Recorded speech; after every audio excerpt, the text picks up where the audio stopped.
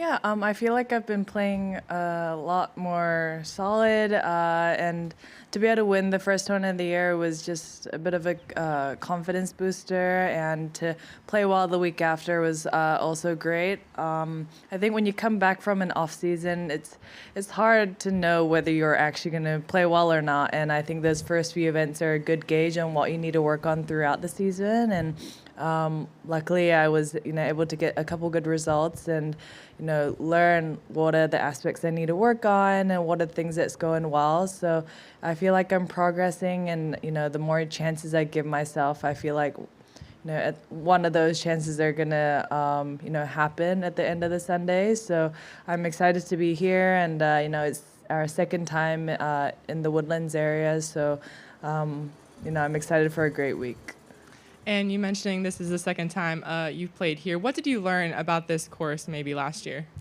That there's a lot of water on the left, which my ball ended up there quite a bit last year.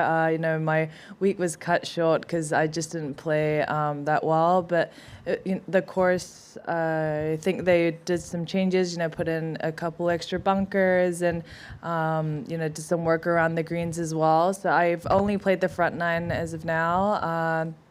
But I feel more comfortable playing second time around, and I think sometimes when you go to a golf course that you haven't played before and you don't play well, you don't have a lot to gauge off from, but it might be a good thing, and I'm hoping to make some more great memories here, and hopefully a lot of people can come out and watch us play. Absolutely. I'll open it up here in the media center for questions. Whoever wants to come up, just step up to the mic. Lydia, we know winning first event out of the gate is always a dream start, but it's kind of challenging to maintain that momentum. How have you really maintained that pace that you set yourself up for so far this year?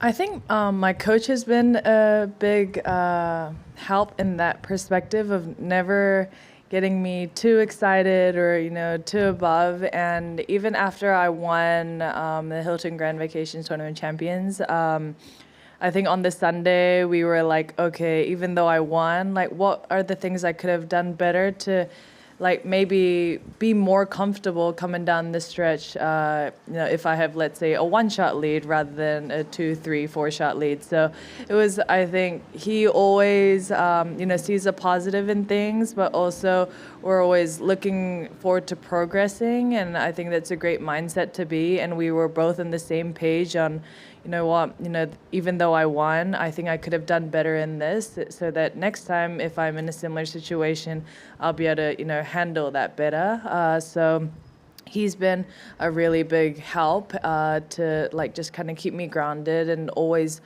working to get better. This course, obviously, a lot of people are still kind of unfamiliar with it, but could you just speak to the mental test that this course provides as a major championship venue?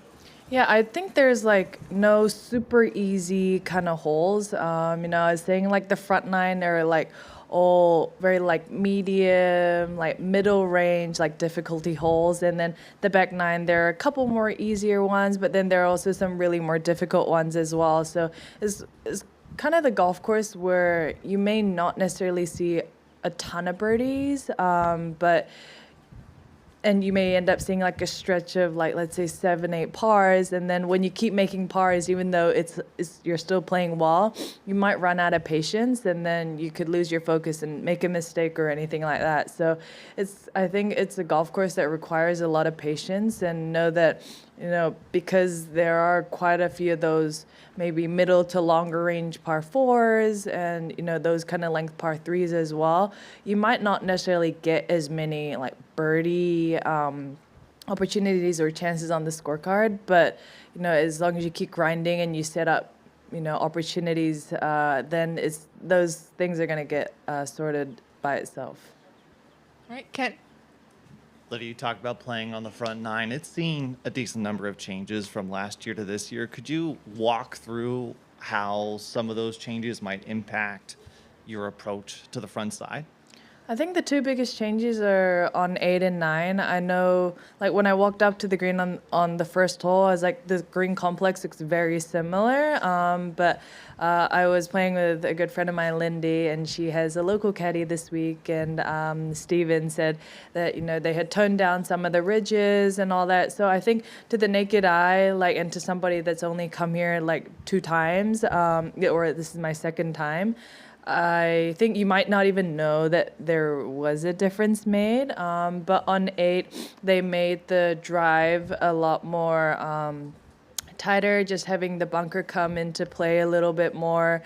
And obviously, if you hit a good drive, you're going to get rewarded to be able to get home for 2. And on 9, I think it was a pretty straightforward tee shot without excluding the water, but now having another kind of middle bunker where I think most people are going to run out or carry into there, that makes it a lot tighter. So I think people that are going to be super aggressive and hit driver are going to get rewarded hitting, wedges into the green. And if you lay back, short of that, then you're going to hit like middle long irons. So I think it's very strategic based and definitely dependent on what the player decides to do. And I think this is kind of a golf course where if you draw it or fade it, like it's not for like one certain flight shape, which I think is great. Where it doesn't eliminate a certain part of the field. How receptive have the greens been this year compared to last year? I think last year the greens were pretty firm too, even though they had a lot of rain, and I think we had storm even during the week. I remember the fairways being like quite soft, but by tournament, the greens were like they weren't like super soft as much as maybe the fairways were playing. But when you do come to courses where they've done work on the greens, you've got to expect it to be firmer than maybe this golf course in 5-10 years time, just because the ground and grass, everything has more time to settle. But I don't think it's outrageously firm where you can't hold greens with irons. So it is going to be difficult, and that's why I think being on the fairway is going to be crucial. And especially on Bermuda, you could get any sort of lie in the rough. So I think being accurate off the tee is going to be a huge help, and to be able to attack some of these pin positions.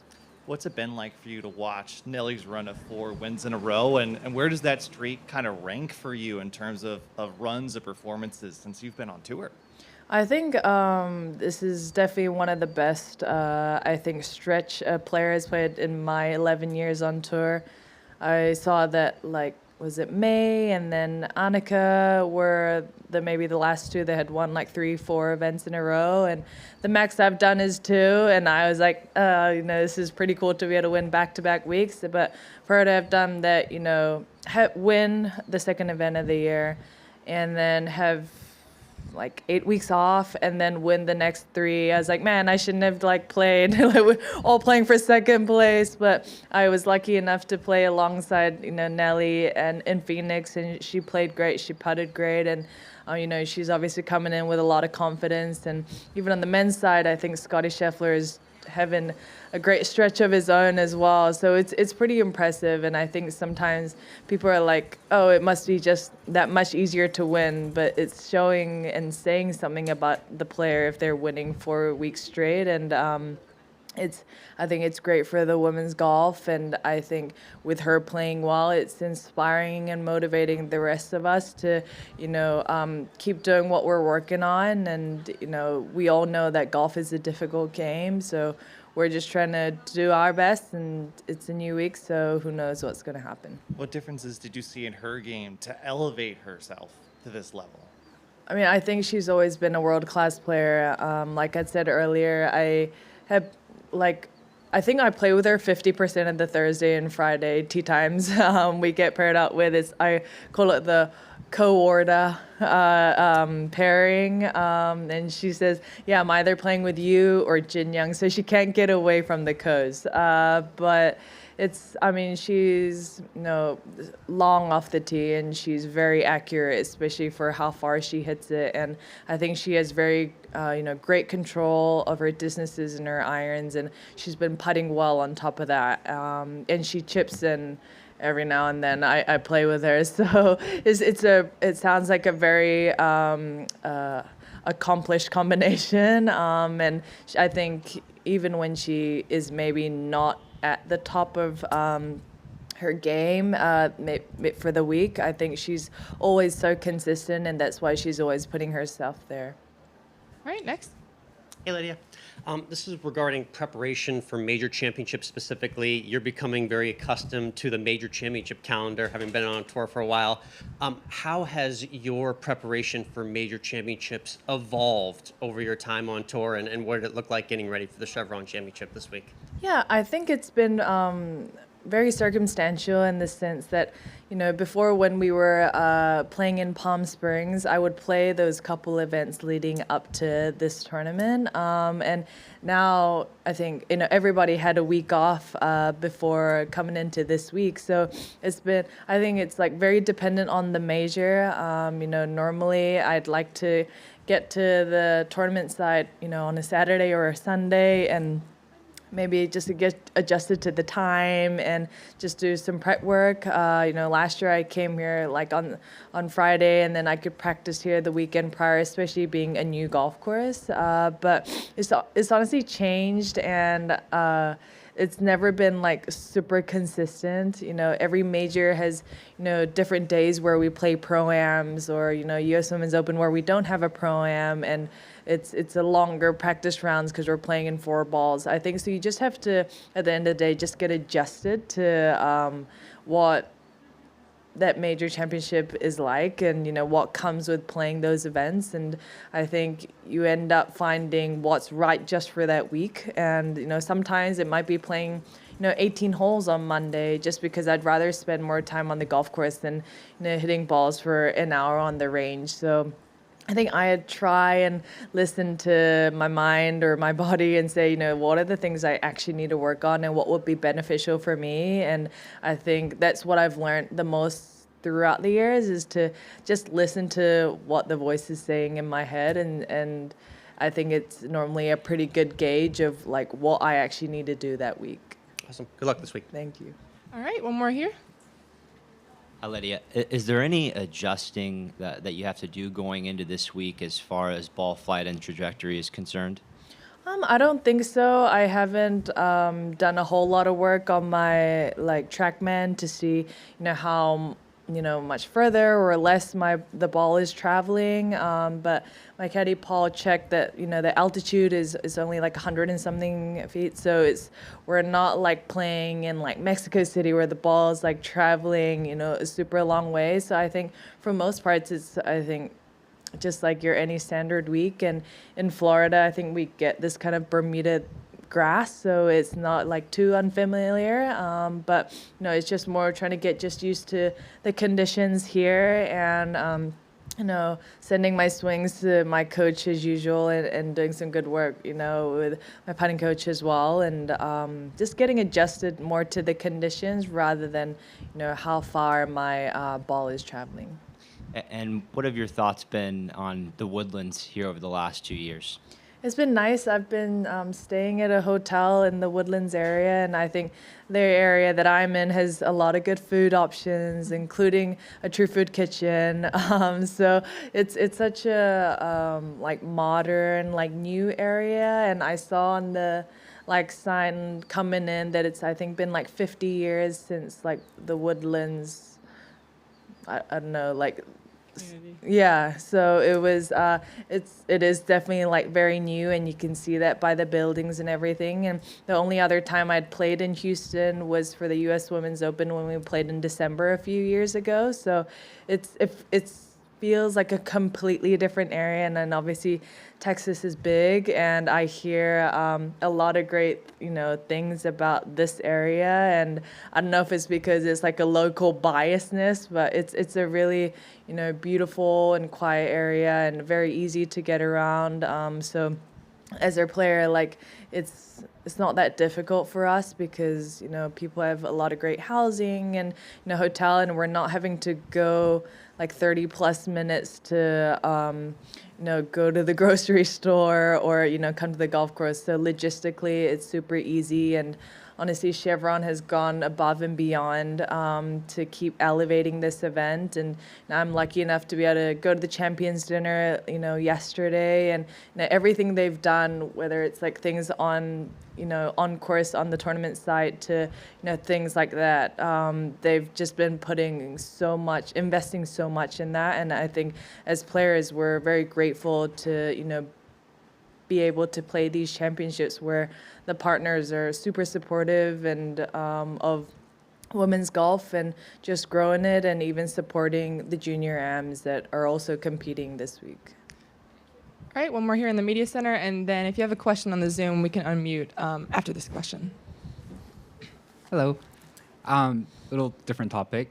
We are about 100 days left until the 2024 Paris Olympics. As a two-time Olympic medalist, how much is that on your mind? How much are you hoping to and looking forward to going to Olympics again and performing well there? Yeah, I'm super excited. I think there's definitely a star next to, the 2024 Paris Olympics. It's weird because I can't believe it's been, 3 years already since the Tokyo Olympics, having that being played a year later than its original date. But, the last two Olympics has been great. It was always a dream of mine to be able to play in the Olympics, and to be there at Rio and to medal was an unbelievable experience. And obviously, due to the circumstances, Tokyo was a little different. But hopefully, knock on wood, Paris is going to be, almost like back to normal. And it's literally celebrating the best athletes all around the world. So, I'm excited and, hopeful to be part of that. And I'm pretty much playing in France, and then I have a break and then come back to play in France again. So, it'll be chances for me to improve my French. Don't know a lot of words in French, so I'm excited, and I think Paris and La Nationale especially has hosted, huge sporting events like the Ryder Cup, and I'm excited to be able to play it on a championship golf course like that. And I think it's going to be extremely difficult, but when you have the best of the best there to compete in the Olympics, I think it's pretty much the perfect golf venue for that. And the countdown begins, and I'm sure there's an internal countdown that's going off in my head too. Just one more follow-up. Is there a different mindset when you're there? There's only 60 players. Like you said, it's best of the world, like the LPGA, but it's slightly different. So is there a different mindset when you're, from your experience, just preparing and heading to the Olympics compared to LPGA events? Yeah, I think at the end of the day, it's just a win to even be at the Olympics. I thought being an Olympian was something that, I would see through on the TV, and somebody else was an Olympian. Like, I joke that, I'm not an athlete, but I'm an Olympian. But it's just to be amongst those, that group of athletes that they actually call themselves an Olympian and are very proud to be one. It's a very cool feeling, but I think, and that's why, even if you don't medal, it's just you're a winner, just to be there and to be able to represent your country at the biggest sporting event ever. But I think when you are playing, in some ways, I remember in the last two, I was a little bit more aggressive in my second and third round because, at the end of the day, you do want to medal. And if you're tied third or you're tied second, like I was in 21, you have to go into playoff, and potentially you may be the one that falls out of that. So it's, I guess, maybe the playoff for the T-Mobile match play, where you are playing for a certain amount of spots, and this is 3 medals. So I think sometimes you do have to maybe be more aggressive and say that, fourth is a huge difference between fourth and third, whereas some other weeks, coming fourth here this week is such a great accomplishment as well. Thank you. Thank you. All right, just checking here. Any questions on the Zoom? If not, we're going to wrap up here. All right. Thank you very much, Lydia. Appreciate it. Thank you. It was the perfect